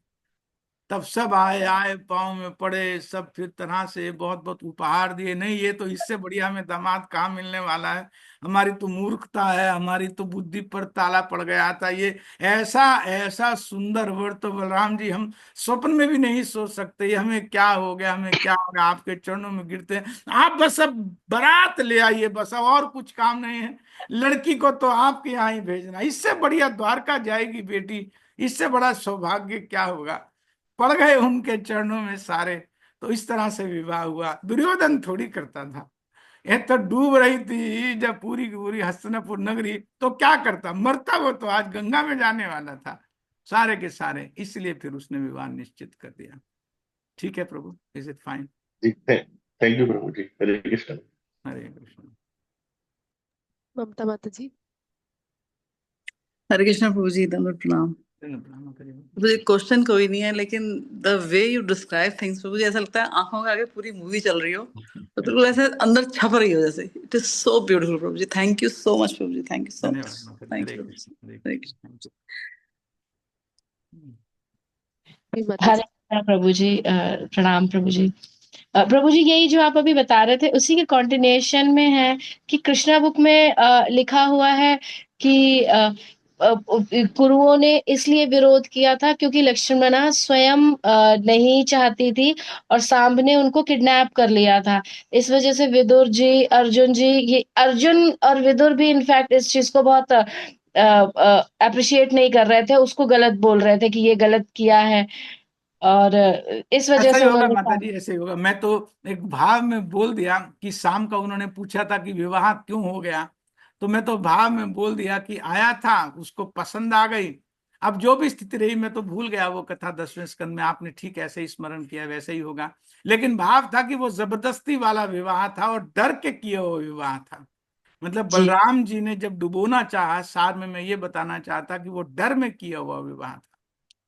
ठीक जी है, जी। थैंक्स। इनफैक्ट प्रभु जी, क्योंकि आपने ये प्रसंग छेड़ दिया है तो प्लीज एक प्रश्न है मेरा यहाँ पे, क्योंकि जब भी मैं पढ़ती हूँ तो मेरे को मन में आता है ये चीज कि जब वो जाते हैं बलराम जी और बाहर कैंप में रुकते हैं, तो ये जो सारे कुरु आते हैं और जब वो ये प्रस्ताव रखते हैं तो वो ऐसे बोलने लगते हैं कि देखो जरा इन यदुओं को, इनकी कितनी हाँ हिम्मत हो हाँ गई हाँ। कि ये अपनी बेटी हमारे यहाँ ब्याहना चाहते हैं, जबकि बेटी नहीं, हमने तो अपना नहीं, हमारी बेटी लेना चाहते हैं, जबकि हमने इनको क्या हाँ क्या इंसिग्निया यूज करने के लिए दिया है, और ये मतलब हमारे बराबर नहीं है, लेकिन तब भी हमने इनको बोला कि आप अपना सिंबल लगा सकते हो, छत्र, कुछ कुछ ऐसे लिखी हुई हैं चीजें।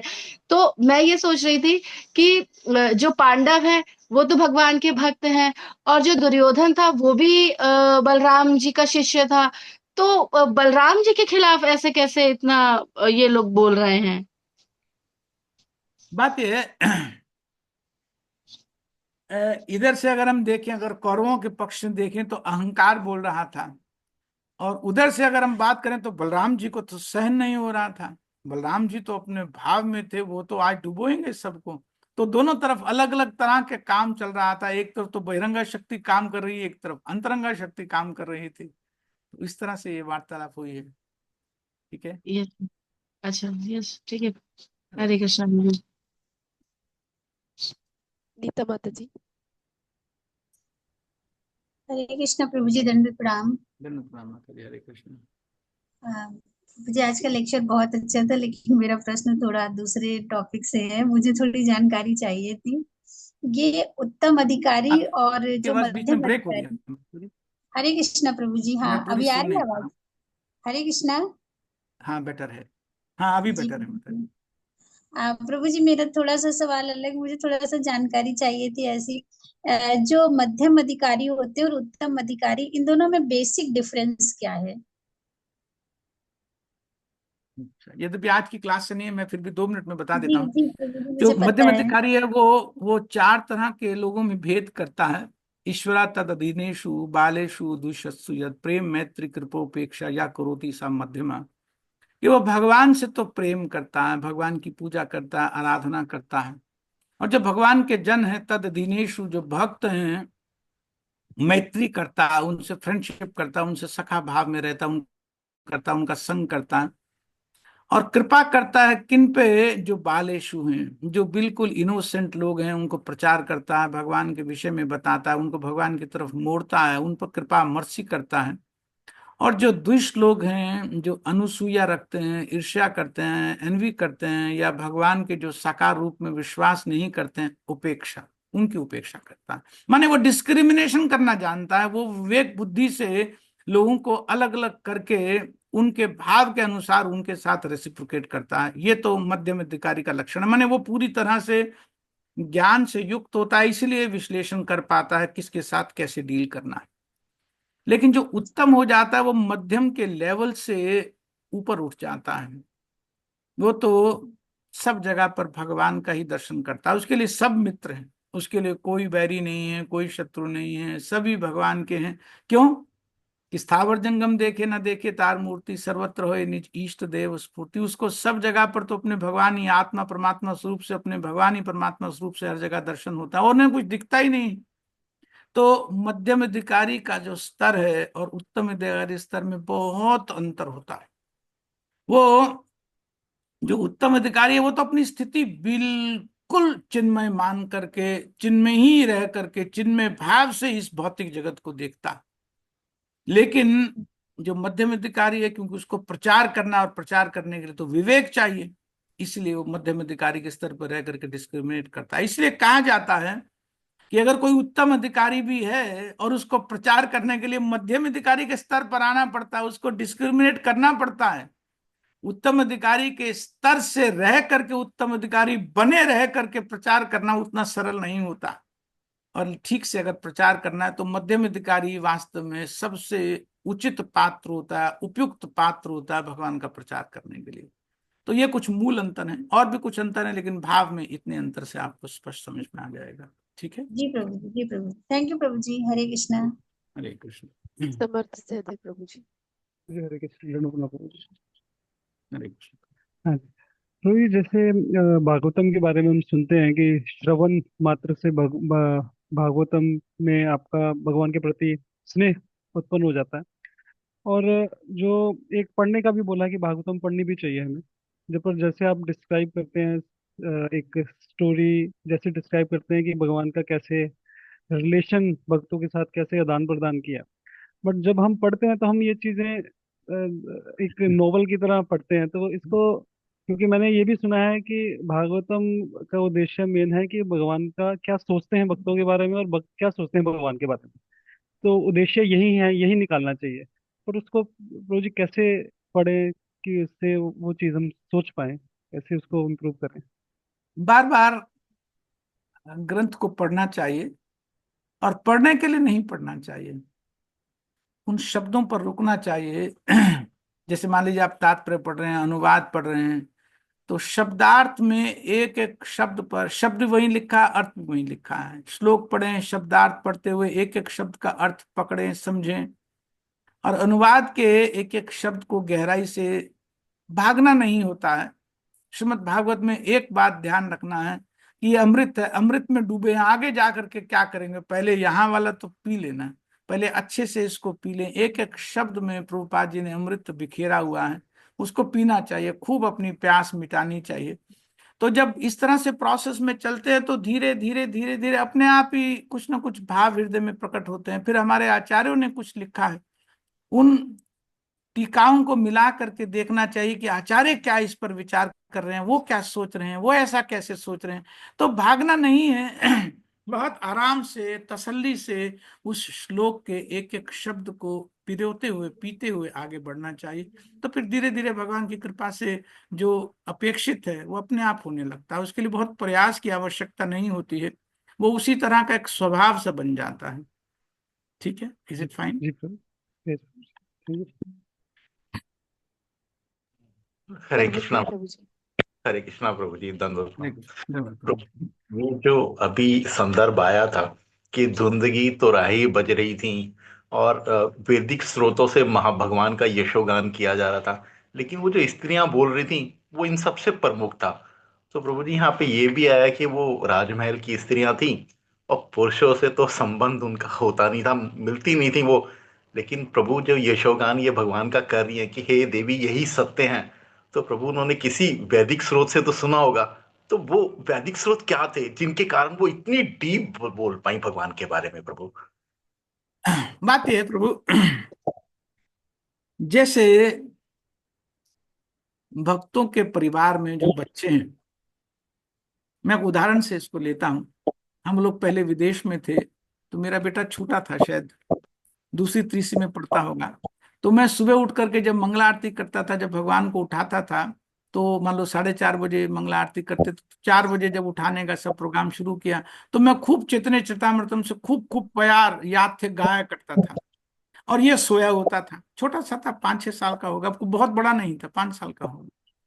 आप विश्वास मानिए, सोते सोते में ही उसको क्या होता था, कुछ समय के बाद उसी सीक्वेंस से उसने गाना शुरू कर दिया। मुझे कई बार वो बड़ा इस बात को याद करके बड़ा ताज्जुब होता है कि सोया हुआ बच्चा उसी सीक्वेंस से, और बहुत सारे मैं प्यार गाता था, 20-25, मतलब जब एक सिलसिला प्रारंभ हुआ तो हर रोज आधा घंटा 20 मिनट लग जाता था, भगवान को उठाना है, फिर उसके बाद आरती के लिए तैयार सब।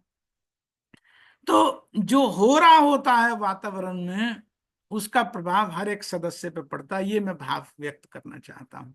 अब स्त्रियां कुछ भी थी, भगवान का गुणगान वहां चलता था, इतना प्रेम का भाव देखती थी, पांडवों का देखती थी, माता कुंती का, बाकी अन्य का देखती थी, तो वो सब चीजें कहीं ना कहीं साइलेंटली उनके हृदय में उतर तो रही थी, वो भाव उतर तो रहा था। तो जिस तरह से वो भाव उतर रहा था, तो इसलिए तो कह सुना है सखी सुना है, ये बात वो कहती थी। क्यों? क्योंकि सुना ही मात्र है, कौन सा बहुत गहराई से वो जानती है। तो इसलिए इस बात का सुने सुनाए में भगवान का, वहां सब ऋषि लोग आते थे, जब भगवान आते थे हस्तिनापुर, तो वो भी गुणगान करते थे, कुछ वो भी वो सुनती होंगी, या जैसे अभी हमने सुना कि ब्राह्मण कुछ कुछ गुणगान कर, तो सुन तो रही थी, और वही आपस में चर्चा कर रही हैं। तो सुनता हुआ व्यक्ति चर्चा तो कर ही लेता, उन्हीं बातों को कोट तो कर ही सकता है। ठीक है, इज इट फाइन? दीप्ति माता जी। दीप्ति माता जी, यस माता जी, यू कैन अनम्यूट। हरे कृष्णा प्रभु जी, सादर प्रणाम। दंड प्रणाम। प्रभु जी, आपने बताया कि जब कृष्ण जा रहे हैं, रथ पर बैठ गए हैं, तो आपने कहा कि जो अश्रु हैं वो बहुत इनऑस्पिशियस होते हैं। तो हमने तो हमेशा ऐसा महसूस किया है कि परिवार में आज भी कोई जाता है परिवार छोड़ के, या कोई 10 दिन भी पास से रुक कर चला जाता है, तो वो अश्रु रोक के नहीं रुकते, मतलब आप उनको रोक नहीं सकते। तो ये स्थिति कैसी कैसी रही होगी कि आप कह रहे हैं इनऑस्पिशियस भी हैं, पर वो रोकना भी उनको बहुत कठिन हो रहा है। तो ये कैसी, मतलब ये दम घुटने जैसी स्थिति कैसी रही होगी, और कैसे उन जो ये कुरु प्रदेश के जो लोग हैं, ये कैसे उस स्थिति को संभाल पाए? क्योंकि इनऑस्पिशियस आंसू हैं मान लिया, पर यहाँ पे वो इनऑस्पिशियस वाला कारण नहीं है प्रभु जी। यहाँ पे रुदन नहीं हो रहा है, यहाँ पे किसी के मृत्यु पे रुदन नहीं हो रहा है, यहाँ पे ये विरह का रुदन है। और विरह का रुदन तो हम जब चैतन्य चरितामृत पढ़ते हैं, वहां पे तो इतने इतने हमारे आचार्य इतना इतना रुदन कर रहे हैं, इतना इतना सब मतलब देखते हैं। तो ये इन दोनों में मैं मतलब मन में सवाल आ रहा था, कैसे समझूं इन इस प्रकार के विरह को?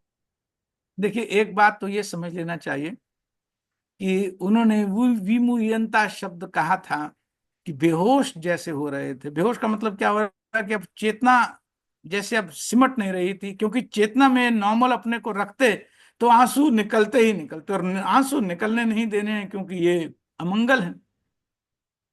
तो आंसू निकलने नहीं देने, और अंदर से हृदय द्रवीभूत हो रहा है, पूरा मन द्रवीभूत हो रहा है। ये सारे शब्द सूत गोस्वामी ने कहे, और ये भी कह रहे हैं कि कथम सहन वीरन, वो उस वीरन को, उस वीरा को सहन भी नहीं कर पा रहे हैं, और अंदर हृदय द्रवित भी हो रहा है, और एक टक भगवान को देख भी रहे हैं, तो देख रहे हैं तो और वीरा बढ़ रहा है, अब और वीरा बढ़ रहा है, अश्रु निकल रहे हैं, यहाँ पर आते हैं, किसी तरह से रोक पा रहे हैं लेकिन रुक नहीं रहे हैं, इसलिए बेहोशी जैसी स्थिति हो रही है। क्योंकि अब अपनी इंद्रियों पर जब तक तो आपका बस चलता है तब तक तो चलता है, नहीं तो फिर क्या, आदमी बेसुध हो जाता है, बेहोश हो जाता है। जब बहुत ज्यादा किसी को कोई ऐसा समाचार मिले जो वो एकदम बर्दाश्त ना कर पाए, तो हम कई बार देखते हैं कि बेसुध हो जाता है व्यक्ति।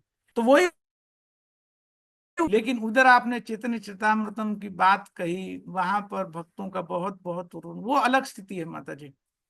वो जो कृष्ण का विराह है, उस कृष्ण के विराह में अमंगल वाला कोई नहीं है कि भगवान यात्रा कर रहे हैं रथ पर बैठ करके हस्तिनापुर से। वो तो भगवान का सेपरेशन की फीलिंग है। वहां पर तो विरह को, वियोग को आनंद जैसा माना जाता है, और वास्तव में आनंद मिलता है उस विरह की फीलिंग में। वहां पर असुरों को रोकना ही नहीं है, वहां तो अष्ट सात्विक विकार आए, जितने 1 2 4 जितने विकार आए उतना ही मंगल मंगल है। तो वो जो स्थिति है वो इसको यहां से नहीं मिला सकते, यहां से तो साक्षात भगवान जा रहे हैं। अब भगवान मान लो चले गए, दूर हो गए, अब जब स्मरण आएगा भगवान का, अब रोएंगे तो अब रो सकते हैं ना, अब तो चले गए हैं ना। तो रोते हुए किसी को नहीं भेजना चाहिए, इससे अमंगल होता है। भाव यहाँ पर ये स्पष्ट हो रहा है। सूत जी ने यही अपने शब्दों में कहा कि उस भाव से नहीं भेजना चाहिए। तो वो भाव यहाँ पर वो है वास्तव में बहुत बड़ी परीक्षा है। आप साधारण मत मानिए इसको, बहुत बड़ी परीक्षा हुई है ये हस्तिनापुर वासियों के, भगवान के भक्तों की। इससे तो पागलों की तरफ पीछे पीछे जाते जा रहे हैं। विरह सहन नहीं हो रहा है, क्या करें। नंगे पांव युधिष्ठिर महाराज राजा हैं, सम्राट हैं, पूरी पृथ्वी के एक छत्र सम्राट है, लेकिन कौन परवाह कर रहा है। प्राण तो आगे आगे जा रहे हैं, अब शरीर क्या वो तो चलेगा ही। ये भाव ठीक है। Is it fine? Thank you very much प्रभु जी, धन्यवाद। हरे कृष्ण।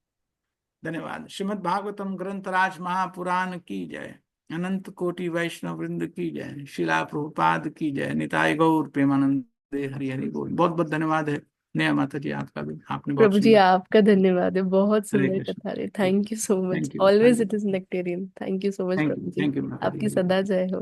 धन्यवाद। Thank you so much all the devotees for actively listening this session, and you will get the recording of this session in your WhatsApp group. Nitai Gaur Premanande Hari Hari Bol. Hare Krishna.